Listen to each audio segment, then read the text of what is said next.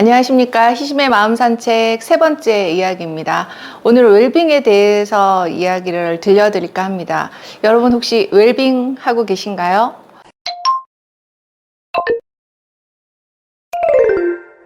저는 지난 주말에 여러 선생님들과 함께 1박 2일 이수도라는 섬에 여행을 다녀왔습니다. 처음 경험해보는 공간 속에서 처음 선생님들과 함께 여행을 갔었는데 많은 생각과 깨달음을 얻고 왔던 시간이었어요. 이렇게 육지에서 한 10분 남짓 배를 타고 들어오는 공간에서 별도의 유흥시설도 없고 특별히 뭔가 할 것도 없는 그런 고즈넉한 공간에서 오로지 세 끼의 밥을 함께 먹으면서 여러 생각을 나누고 얘기할 수 있는 그런 시간이 제게는 정말 소중했던 시간이었습니다. 그 와중에 우리는 이렇게 세 끼를 먹었습니다. 열 몇 가지의 반찬이 나오고, 그리고 세 끼의 메뉴가 바다에서 갓 잡아 올린 싱싱한 해산물들로 이렇게 차려진 것들이 정말 신기하고 맛있고 좋았어요. 그랬는데 이 식사를 하고 있는 와중에 어떤 선생님께서 야, 이거 웰빙이네 이러시더라고요. 제가 깜짝 놀랐어요, 속으로. 저는 아주 단순하게 사고를 하는 경향이 있어서 이렇게 반찬이 많은데 웰빙이라는 말인가? 라는 생각이 들더라고요. 제가 이때까지 생각했던 웰빙은 요거였거든요. 웰빙 쌈밥 간판을 본 적이 있었던 것 같아요, 예전에. 그래서 웰빙이라면 쌈, 그냥 야채, 그런 식당이 나와야지 웰빙 아닌가? 이런 생각이 들었는데 갑자기 궁금해지더라고요. 그러면 이 많은 반찬도 웰빙이 될 수 있다면 과연 웰빙이 뭘까? 그래서 한번 고민하기 시작했었습니다. 그랬더니요, 웰빙이 개인이 신체적, 정신적, 정서적, 사회적으로 건강하고 만족스러운 삶을 지향하는 것이라고 나와 있어서 깜짝 놀랐어요. 아, 이렇게 포괄적인 의미가 있었구나. 그냥 단순히 음식에만 국한된 것이 아니었구나라는 생각을 하게 되었어요.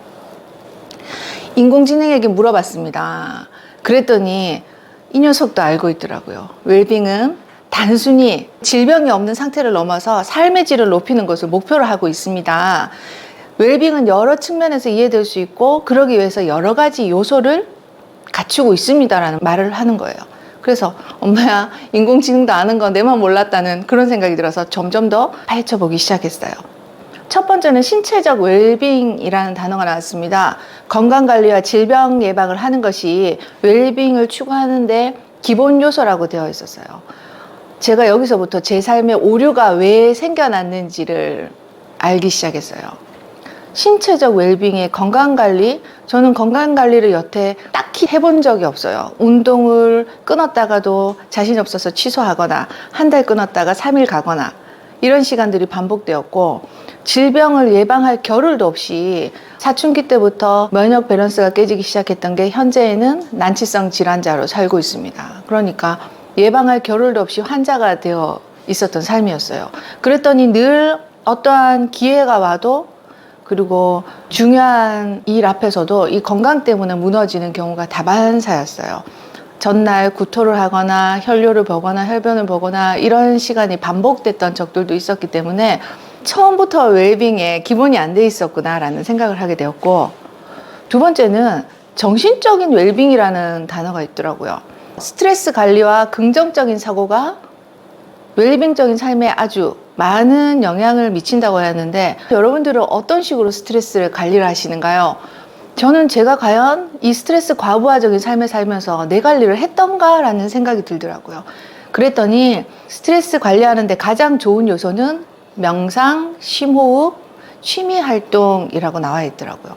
자기가 보내는 삶 속에서 업무와 수면에 많은 시간을 쓰는 것 외에 하루에 30분 또는 최대 2시간 정도 자기만을 위해서 시간을 쓴다면 스트레스 관리하는 데 아주 최상의 방법이 된다고 하던데, 가만히 생각해 보니까 저는 혼자서 카페에 가서 한두 시간 멍 때리는 시간을 가끔 갖거든요. 그게 그나마 유일하게 내가 했던 스트레스 관리 시간이었구나 라는 생각을 하게 되었고, 긍정적인 사고, 사실 이 팍팍한 삶 속에 긍정적인 사고 하기 쉽지 않습니다. 그리고 너무 긍정적으로 살다 보니까 좀 정신이 나갔나? 이런 소리를 듣기도 하고, 오히려 잃는 게 더 많기도 했었거든요. 너무 좋게만 생각하려다 보니까. 그런데 역시나 그래도 우리가 정신적 웰빙의 근기를 마련하는 데는 긍정적 사고는 큰 효과를 주는 것은 분명하구나 한 번 더 상기되는 시간이었고, 세 번째는 정서적 웰빙이라는 말을 들었어요. 정서적 웰빙은 사실 저도 처음 들어보는 표현이어서 이걸 어떻게 이해해야 되지 싶었는데 찾아보니 이런 거였어요. 감정 표현, 그리고 사회적 지원. 사실은 실생활에 가장 필요한 부분이고 중요한 부분입니다. 우리 감정 표현은 어떻게 건강하게 감정을 표현하고 상대한테 그 의도가 선하게 전달될 수 있고 좋게 표현될 수 있을지를 사실 상당히 고민해야 되는 부분인데, 저희가 이번 여행을 하면서 조금의 갈등이 생겼던 부분이 있었는데요. 그 갈등을 일으킨 분께서도 집에 돌아가셔서 하시는 말씀이, 내 표현이 너무 서툴러서 정말 부끄럽고 미안했다라는 얘기를 하시고, 그럼에도 불구하고 다른 분들은 너무 잘 들어주시고 그거를 이해해 주셔서 많이 배웠다라고 얘기를 하셨었거든요. 어느 분은 또 이렇게 얘기하시더라고요. 갈등은 어쩌면 좋은 점이 있을지도 모른다. 좋은 관계를 만들어 가고 뭔가 정리하기 위한 시작일 수 있으니까 갈등이 생겼다고 회피만 해서 될 일은 아니라는 생각이 들어서 저도 사실 오늘 이 자리에 오는 걸 용기를 내었습니다. 이래서 건강한 표현이라는 게 얼마나 중요한지 사실 이번 모임을 통해서 되게 많이 생각했었어요. 저부터도 듣는데 너무 익숙한 사람이지 말하는데 그렇게 익숙하지 않아서 이렇게 앞에서 정보를 전달하는 거랑 개인적인 의사를 표현하는 거랑은 천지 차이더라고요. 개인적 의사 표현을 하는데 저 또한 상당히 서투른 사람이었구나 라는 생각을 했었고, 그리고 사회적 지원은 저는 개인적으로 사회복지와 관련된 상담을 주로 하고 있습니다. 그러다 보니까 경제적인 부분, 물질적인 부분이 사람의 삶의 질에 얼마나 큰 관여를 하는지를 피부로 느끼고 있어요.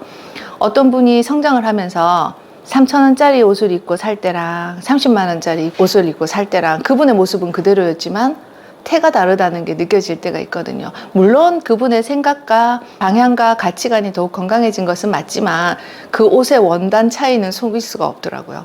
그래서 그런 것들이 가져다주는 자신감 또한 무시할 수 없는 부분이고, 그런 부분을 생각하면서 우리가 어떻게 조금 더 가족관계, 친구, 동료 등 관계 외에도 외부적인 정서적 지위, 사회적 지지를 하는 것에 대해서 고민해 볼 필요가 있겠다라는 생각도 해봤습니다.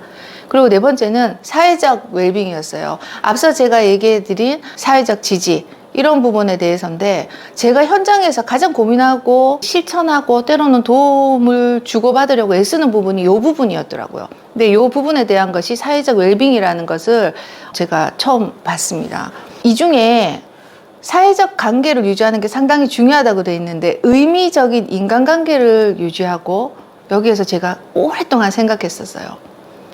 그냥 우리는 인간관계를 넓히기 위해서 어딘가에 나가고 또는 인간관계가 중요하니까 뭐 어떻게 행동을 하고 했는데, 과연 의미를 찾은 적이 있었나 라는 생각을 한번 해보게 되더라고요. 그냥 나와 결이 맞는데 가고, 또는 결이 안 맞으면 좀 멀리 하고, 단순히 내 위주의 결만을 생각하지 않았던가. 그런데 의미라는 것이 상호 소통이 전제가 돼야 되는 것이 어쩌면 의미가 더 부각될 수도 있겠다라는 여러 생각을 해보았습니다. 그리고 사회적 참여는 자원봉사, 공동체 활동 이런 것들이 들어가는데, 요즘은 몸으로 직접 봉사하시는 분들도 있고 재능 기부를 하시는 분들도 있고, 그리고 후원금으로 기부를 하시는 분들도 되게 많다고 알고 있어요. 그래서 사실은 우리 모두가 사회적 웰빙에는 적극적으로 나도 모르게 참여하고 있을지도 모르겠습니다. 다섯 번째는 영적 웰빙이에요. 저는 이 영적 웰빙을 듣는 순간 무속인 이런 게 막 생각나더라고요. 영적이란 단어가 그런 의미인가? 저 이렇게 좀 단순하게 생각해 볼 때가 많거든요. 근데 이 안에는 삶의 의미 찾기, 자연과의 연결 이런 단어가 나왔어요. 어떤 도인이 이런 얘기를 하셨어요. 콘크리트 빌딩 안에서 사는 사람들은 그 열을 위로만 올려보내기 때문에 항상 감정이 급해지고 화가 더 많이 나게 되어 있는데, 그럴 때는 다른 무언가를 찾지 마라. 돈 주고 명상센터 가는 것도 좋지만 자연에 가서 흙을 밟고 나면 흙이 그 콘크리트 속에서 쌓였던 열기를 다 내려줄 것이다. 그래서 산책하는 시간을 필히 갖는 것이 음양의 조화를 이루는데 가장 좋다는 말씀을 주셨었거든요. 그래서 그분의 말씀이 이런 거구나 라는 생각을 해봤습니다. 그리고 삶의 의미를 찾는다고 하는데, 어떤 삶의 의미와 목적을 갖고 살았을까 되게 오래 생각했어요. 저는 특별히 어떠한 목적이 없고 닥치는 대로 살았더라고. 그러니까 생계 유지를 위해서 급급하게 아주 일찍부터 일을 했어요. 10대 한 중후반 때부터 사회에서 일을 하기 시작하면서 늘 그 달에 월세를 냈어야 됐고 그 달에 세금을 냈어야 됐고 어떠한 곳에서도 지원받을 수 없었기 때문에 저 혼자 그렇게 감당해내는 시간이 때에 따라서는 되게 씩씩하고 기특하게 느껴질 때도 있었고요. 근데 때에 따라서는 되게 서럽고 위축될 때도 있었어요. 근데 그렇게 살아오면서 늘 반복 무상이더라고. 좀 잘 됐다 싶으면 금방 땅으로 꺼져서 또다시 어려워지고 또 잘 됐다 싶으면 어려워지고 하는데 왜 이렇게 반복 무상의 삶을 사는 걸까 싶었더니 제가 뚜렷한 목적이 없었다는 걸 알 수 있었습니다. 그래서 나는 뭘 하고 싶을까? 그러면 최소한 3년 후에 나는 5년 후에는 어떤 삶을 살고 싶나 요즘 꽤나 고민을 많이 하고 있었는데 저는 역시나 제가 아주 어렸을 때 가졌던 마음의 꿈이 때가 되면 사회복지 실천가로서 살고 싶다는 그런 여러 가지 구상을 했던 것 같아요. 저처럼 혼자 지내게 되는 친구들한테 안전하고 좀 위안이 되는 공간이 되어주고 싶다는 생각을 많이 했었는데 그게 고아원이 될 때도 있었고 무슨 종교적인 그런 시설이면 어떨까 고민했던 적도 있었고 그러면서 그런 시설을 운영하기 위해서 후원금이나 지원금으로는 한계가 있으니 나는 밖에서 라이브 카페를 해야 되지? 막 이런 현실적인 생각을 늘 하고 있었습니다.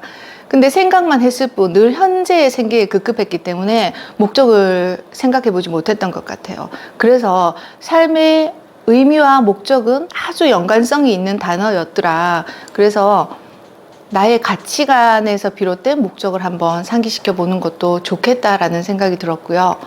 마지막으로 재정적 웰빙이라는 단어가 있었어요.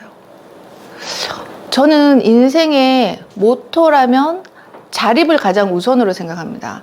인간은 누구나 일을 통해서 더 큰 가치와 본인의 능력 또는 건강 상태까지 체크할 수 있다고 믿거든요. 일을 해보지 않으면은 내가 노동에 능한지 그냥 일반적으로 앉아서 하는 사고에 능한지 문서에 능한지 알 수 없어요. 생각만으로는. 현장에 부딪혀 봤을 때 나는 씩씩하게 다 할 수 있을 줄 알았는데 저는 지하에서 지상으로 물건을 올리는 일을 했던 적이 있었는데 아주 어렸을 때 그때 이후로 아직까지도 무릎은 좋지 않거든요. 그러면 태생적으로 관절이 약하게 태어났으니 노동은 할 수가 없겠다. 그렇다면 무엇으로 먹고 살아야 될 것인가 고민을 하다가 계속 만학을 하게 된 것이었거든요. 그래서 일을 해보지 않으면 자기의 신체 상황 그리고 생각의 여러 가지 강도를 알 수 있는 길은 약하다고 개인적으로 생각을 해서 자립이란 단어를 가장 중요하게 생각했었는데 자립만 할 줄 알았지 재정관리를 하지 못했던 거였습니다. 그래서 이 재정관리가 우리의 삶의 기반을 만드는데 얼마나 중요한 요소로 작용하는지 요번에 처음 깨달았어요. 사실은 내가 이 부분에 대해서 너무 안일하게 생각했었구나. 그냥 매 순간 뭔가를 해결해 나가면서 살면 되는 줄 알았는데 아니었구나. 이 재정관리를 통해서 우리는 경제적 자율성도 얻을 수 있고 때로는 몇 개월 실직하는 상황이 되더라도 조금 더 편하게 다음 인생을 구상해 볼 수 있었는데 제가 약한 것이 이 부분이었구나 하는 생각을 하게 되었습니다. 이렇게 웰빙을 추구한다는 게 단순히 초창기에 제가 생각했던 쌈밥만은 아니었어요. 푸른색 야채만은 아니었고 신체적, 정신적, 정서적, 사회적, 영적, 재정적 웰빙을 얼마나 균형을 이루는가에 따라서 삶의 만족도가 달라지고 그 만족도가 달라진다면 소득 수준, 직업 여부와 관계없이 나의 삶의 질은 향상될 거라는 믿음이 생겼습니다. 생각이 몸을 돕고 몸이 우리의 생각을 돕는다는 걸 깨닫게 되었습니다. 여러분도 웰빙을 원하십니까? 그렇다면 당신의 생각과 몸이 서로를 돕게 만들어 보시길 추천합니다. 이상 희심의 마음 산책 신정은이었습니다.